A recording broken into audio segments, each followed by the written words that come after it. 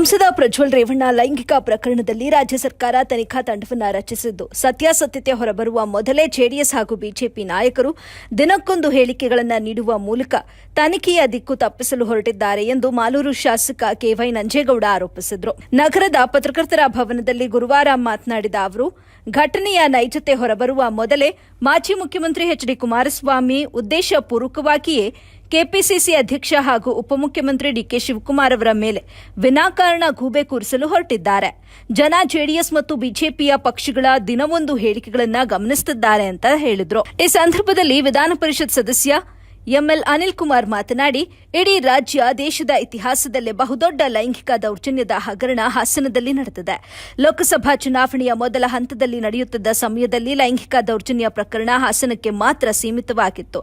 ಆದರೆ ಇವತ್ತು ರಾಜ್ಯ ಹಾಗೂ ದೇಶದಾದ್ಯಂತ ಚರ್ಚೆಗೆ ಬಂದ ನಂತರ ರಾಜ್ಯ ಸರ್ಕಾರದ ಹಂತದಲ್ಲಿ ಎಸ್ಐಟಿ ತಂಡ ರಚನೆ ಮಾಡಿ ಪ್ರಾಮಾಣಿಕ ಅಧಿಕಾರಿಗಳನ್ನು ನೇಮಿಸಿದಂಥ ಸಂದರ್ಭದಲ್ಲಿ ಮಾಜಿ ಸಿಎಂ ಕುಮಾರಸ್ವಾಮಿ ಪ್ರಜ್ವಲ್ ರೇವಣ್ಣನಿಗೂ ನಮ್ಮ ಕುಟುಂಬಕ್ಕೂ ಯಾವುದೇ ಸಂಬಂಧ ಇಲ್ಲ, ದೇವೇಗೌಡರನ್ನ ಈ ಹಗರಣದಲ್ಲಿ ಸಿಲುಕಿಸಬೇಡಿ, ಉಪ್ಪು ತಿಂದವರು ನೀರು ಕುಡಿಯಲೇಬೇಕು ಅಂತ ಎಸ್ಐಟಿ ತಂಡ ರಚನೆ ಮಾಡಿದ ಬಳಿಕ ಸ್ವಾಗತ ಕೋರಿ ಇವತ್ತು ಮಾತು ತಪ್ಪಿದ್ದಾರೆ ಅಂತ ಆರೋಪಿಸಿದರು.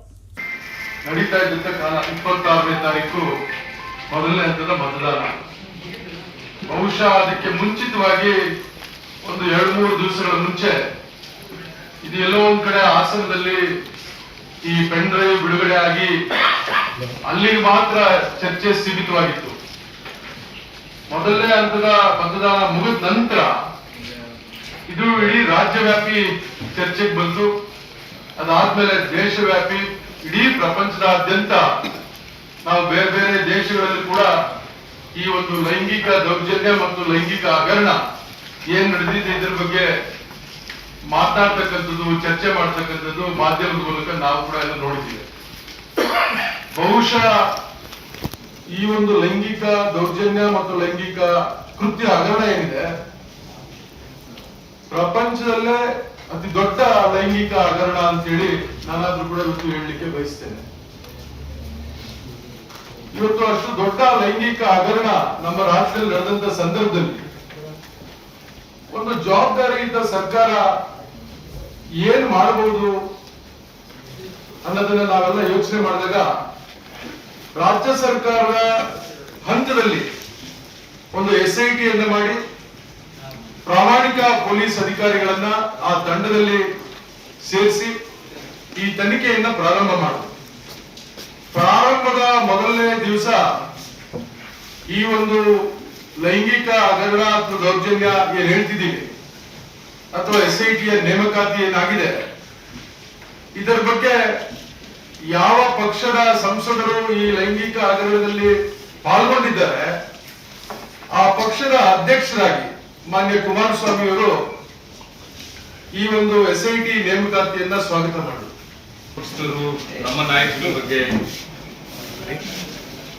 ಮಾತಾಡ್ತಿರೋದ್ರನ್ನ ನೋಡಿದಾಗ ನಾವು ಕೂಡ ನಿಮ್ಮ ಮುಂದೆ ಬರಬೇಕಾಗ್ತದೆ ಅನ್ನೋ ರೀತಿಯಲ್ಲಿ ಇವತ್ತು ಕೋಲಾರ ಪ್ರೆಸ್ ಕ್ಲಬ್ ಅಲ್ಲಿ ಮುಂದೆ ಬಂದಿದ್ವಿ. ಇವತ್ತು ಪ್ರಜ್ವಲ್ ಅವರ ಒಂದು ಇಶ್ಯೂ ಇವತ್ತು ದೇಶ ಅಲ್ಲ ವಿದೇಶಗಳಲ್ಲಿ ಕೂಡ ಇದು ಚರ್ಚೆ ಆಗ್ತಾ ಇರೋಂಥವ್ರು. ಮತ್ತೆ ವಿಶೇಷವಾಗಿ ರಾಜಕಾರಣಿಗಳಂತೇಳಿ ನಾವೇನಿದ್ದೀವಿ, ರಾಜಕಾರಣಿಗಳು ಕೂಡ ಎಲ್ಲೋ ಒಂದು ರೀತಿಯಲ್ಲಿ ನಮ್ಮನ್ನು ಬೇರೆ ರೀತಿಯಲ್ಲಿ ಕಾಣುವಂತ ಒಂದು ವಾತಾವರಣ ಸೃಷ್ಟಿ ಮಾಡುವಂತ ಒಂದು ಕೃತ್ಯ ನಡೆದಿದೆ. ಅದನ್ನ ಯಾವ ರೀತಿಯಲ್ಲಿ ನಾವು ಜನರ ಮುಂದೆ ತಗೊಳ್ಬೇಕಾಗ್ತದೆ, ಜನರ ನಂಬಿಕೆಯನ್ನು ಉಳಿಸ್ಕೋಬೇಕಾಗ್ತದೆ ಅನ್ನೋ ಜವಾಬ್ದಾರಿ ಕೂಡ ಸರ್ಕಾರದ ಮುಂದೆ ಇದೆ. ಇಂಥ ಒಂದು ಸಂದರ್ಭದಲ್ಲಿ ಏನು ಪ್ರಜ್ವಲ್ ಅವರು ವಿಶೇಷವಾಗಿ ಪೆನ್ ಡ್ರೈವ್ ಅನ್ನೋದನ್ನ ಆಸೆ ಕಡೆ ಬಂದಾದ್ರೆ ಸರ್ಕಾರ ಒಂದು ತೀರ್ಮಾನ ತಗೊಂಡಾಗಬೇಕಾಗ್ತದೆ. ತನಿಖೆಯಾಗಿ ಯಾರು ತಪ್ಪಿಸ್ತಿದ್ರೆ ಅವ್ರ ಮೇಲೆ ಕ್ರಮ ಆಗ್ಬೇಕಾಗ್ತದೆ. ಸರ್ಕಾರ ಮಾಡೋದನ್ನ ನಾವು ಸ್ವಾಗತ ಬಯಸ್ತೇವೆ ಅಂತೇಳಿ ಬಿಜೆಪಿ ನಾಯಕರು ಸ್ವಾಗತ ಬಯಸಿದ್ದು ಕೂಡ ನೋಡಿದ್ದೀರಿ. ಅದ್ರ ಜೊತೆಗೆ ರಾಜ್ಯದ ನಮ್ಮ ಜೆಡಿಎಸ್ ನಾಯಕರು ಕೂಡ ಅದನ್ನು ಸ್ವಾಗತ ಬಯಸಿದ್ದು ನೋಡಿದ್ವಿ. ಅದಾದ್ಮೇಲೆ ಬರ್ತಾ ಬರ್ತಾ ಅದು ಉಲ್ಟಾ ಹೊಡಿತಾ ಇದೆ. ಎಲ್ಲೋ ಒಂದ್ ಕಡೆ ವಿಡಿಯೋ ಹಂಚಿಕೆ ವಿರುದ್ಧವಾಗಿ ಮಾತಾಡ್ತಾ ಇರೋದು, ಆಮೇಲೆ ಕಿಂಗ್ ಫಿನ್ ಯಾರು ಅನ್ನೋದ್ರ ಬಗ್ಗೆ ಚರ್ಚೆ ಮಾಡುವಂತಹದ್ದು. ಇದನ್ನ ನೋಡಿದಾಗ ನನಗೆ ನೆನಪು ಬರ್ತದೆ, ಈಗ ಬಿಜೆಪಿ ನಾಯಕರಾದ ಅಶೋಕ್ ಅವರು ಒಂದು ಮಾತು ಮಾತಾಡಿದ್ರು, ಅದು ಮಾಡಿರೋದು ತಪ್ಪಿದೆ, ಅವ್ರನ್ನ MP ಇಂದ ಅನರ್ಹಗೊಳಿಸ್ಬೇಕಾಗ್ತದೆ, ಗೆದ್ದರೂ ಕೂಡ ನಾವು ಅದಕ್ಕೆ ನಾವೇ ಮಾಡಿಸ್ತೇವೆ, ನಾವು ಅದಕ್ಕೆ ವಿರೋಧ ಮಾಡ್ತೇವೆ, ಹೆಣ್ಣು ಮಕ್ಕಳಿಗೆ ಅವಮಾನ ಮಾಡಿದ್ದಾರೆ ಅನ್ನೋ ರೀತಿಯಲ್ಲಿ ಮಾತಾಡಿದ್ರು ಕೂಡ ತಾವು ನೋಡಿದ್ವಿ. ವಿಶೇಷವಾಗಿ ನಮ್ಮ JDS ನಾಯಕರು ಕುಮಾರಣ್ಣವರು ಕೂಡ ಉಪ್ಪು ತಿಂದವರು ನೀರು ಕುಡಿಲೇಬೇಕಾಗ್ತದೆ, ತಪ್ಪೇ ಅದು ಮಾಡಿರೋದು ಅಂತ ಹೇಳಿದ್ರು. ಇನ್ನೂ ಸ್ವಲ್ಪ ಮುಂದೆ ಹೋಗಿ ನಮ್ಮ ಕುಮಾರಸ್ವಾಮಿ ಅವರ ಮಗ ನಿಖಿಲ್ ಅವರು ತುಂಬಾ ಜವಾಬ್ದಾರಿಯಿಂದ ಮಾತಾಡಿದ್ರು ಕೂಡ ನಾನು ಕೇಳಿದ್ದೀನಿ.